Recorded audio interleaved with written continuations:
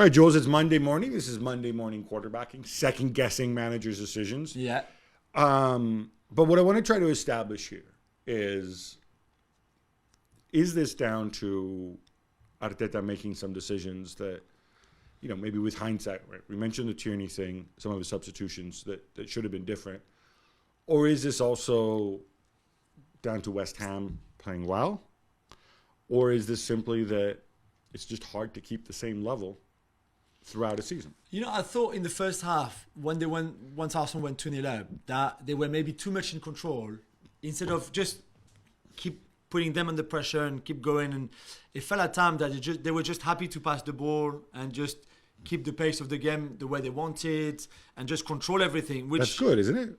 Yeah, but why don't you try and just keep that pressure on that you had for the first 20 minutes? Because it's tiring and you have to pace yourself between now and the end of the season? True, maybe. But I think the problem is that then you 2-0 up, you concede 1 is 2-1, and then suddenly it's a very different dynamic. I don't think West Ham are good. I told you, I don't think Moyes is good this season.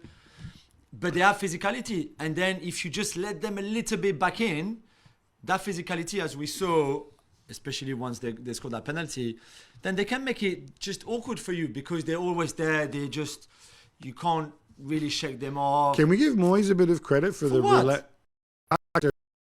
Still in the game? Look, the West Ham, Arsenal let them back in the game. It's West Ham aren't going to go down this season, right? West Ham are actually the typical club that you want to play at this stage of the season because the danger's gone. They're not going to go down. Their only motivation is... They're still quite close from the bottom three. They're not going to go down. No, You've seen some of the teams in the bottom three. Yeah. They can win the Europa Conference League. Yeah. And they had a game on Thursday. They have another one coming up next week. So, it works both ways. These, I don't want to say they're demotivated, but these teams that, they're away from home at Arsenal. They have nothing to lose. This is who you want to. Sorry, they're home against Arsenal. Like a point's a great result. Whatever. Yeah, if they lose, it's no biggie. This is who you want to be playing at this stage of the season. Yeah. And so for Moyes to have them up like that, I think we can give him some credit. Yeah, no? You can. All right. Okay. I will. You're going to be mean. So no, what's the credit? Well, tell me something that he did in that game that earned them a point. Nothing. What did he do? Nothing. Well, West Ham didn't let their heads drop when they're 2-0 down. You're 2-0 down at home against Arsenal. Yeah. You've already got a pretty restless fan base, many of whom would like to see a different manager in charge. Yeah, rightly so. Thank you. I think there's something to be said for keeping your team in the game. I see the Paquet, who is our friend, and I feel for him because, he gets the penalty, but before, he just doesn't get the ball. It's just like... again, he won that frozen penalty. Is not for me. This is not my football. But hey, maybe West Ham fans and West Ham people like it. I don't know. All right, let's talk about Arsenal though, because one mystery for me is they spent close to 30 million euros in January on Kivior, who comes from Spezia, hard defender, to add some depth. Yeah. To the center back position, because once you get past Saliba, who's out. By the way, when is this guy ever coming back? I don't know. I don't think Arteta hasn't given a timeline or anything. So why do managers not give timelines? What? I don't know. Maybe, are we going to see him again this season? I don't know. I hope so because they miss him badly. They miss him. They miss him a lot. They miss him a lot. It's not a knock on Rob Holding's head. No. But he's had ups and downs. I know we made fun of the hair. We made fun of, but I think he's contributed when he's played, not in a good way in this one. But what I do wonder is, you sign Kivior as a center back, and you're going to tell me, but left-footed center back. Yeah, but so what? I would play 2 left-footed center backs without a problem. Well, why hasn't this guy? I don't think he started a game in the league for Arsenal. No, I don't think so. I think he's only come on. Why? I don't know. There's maybe a process. And the way Arteta wants him to play at centre back, I don't know. Maybe they feel that he's not ready yet.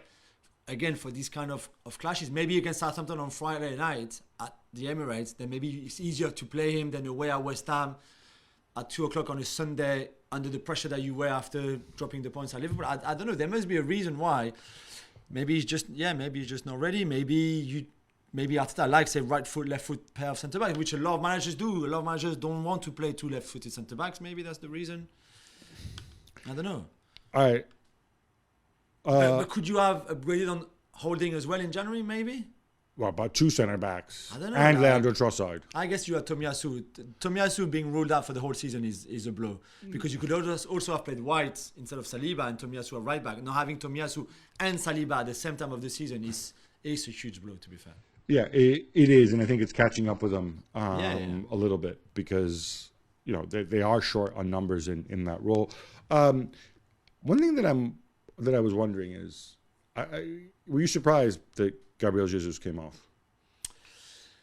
Not in the sense that he just came back from injury, so I can understand why you manage him. 2 weeks ago. Yeah, but still, like maybe he's not ready for a 20-minute high-intensity game, and it was high. It was When he's for not him. playing midweek football. No, I know. But then why do you take him off? Because you think he's tired, or you think that there's a risk of maybe an injury, or he's not good. But he was good. He was having a good game. He was helping, dropping off a lot, in midfield, having the overload in midfield, all of that. So he was important. All right, Jules, it's normally you who goes through the substitutions and talks about but how they today you're impact not the happy with the substitutions. game. I just don't understand this. I don't understand it because it's 2-2. You've brought on Georgie and Trossard. Fine, no argument there. You need to get back into the game. Weirdly, you brought on Trossard for Gabriel Jesus, which we've touched upon before, which I thought was a bit, maybe it was odd. Maybe you could have brought Trossard on for somebody else. Whatever. Partey, I think we agree, had to come off at that stage of the game. Yeah. But then 5 minutes to go, I would assume, okay, you're going for it. You're going to put on a center forward. Here comes Eddie. No. He sends on Reece Nelson for Martinelli. And this is where I wonder, is Arteta superstitious? Yeah, you think? We know so many people in football are maybe. superstitious, right? Because Maybe. why? What does Nelson offer?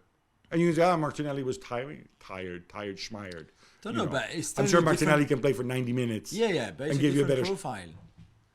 Nelson. No, but if you're right back, if you're Soufal, for example, and you've had Martinelli for 85 minutes, Right. and then someone completely, not completely, someone different arrives and plays against you. So Martinelli dribbles at you and beats you, whereas Nelson does what? Hits the ball into No, but space and you've then prepared- chases after it? You've prepared the game, working on what Martinelli's game is about when you Soufal, right? Right. You studied Martinelli before the game.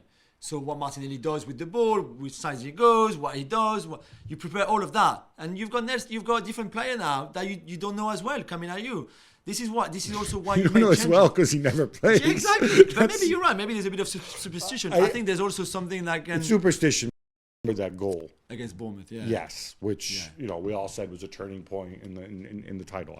I think that's all. Look, I'm not going to knock Arteta. Obviously, on balance, it is what it is. I just thought that was odd in the same way I thought it was odd. Nketiah may be what he is, but to send him on before Nketiah, I thought was odd. That's all I'm going to say. That's I'll just leave it. I'll just leave it at that. Thanks so much for watching ESPN on YouTube. And for more sports highlights and analysis, be sure to download the ESPN app. And for premium content and live streaming, subscribe to ESPN Plus.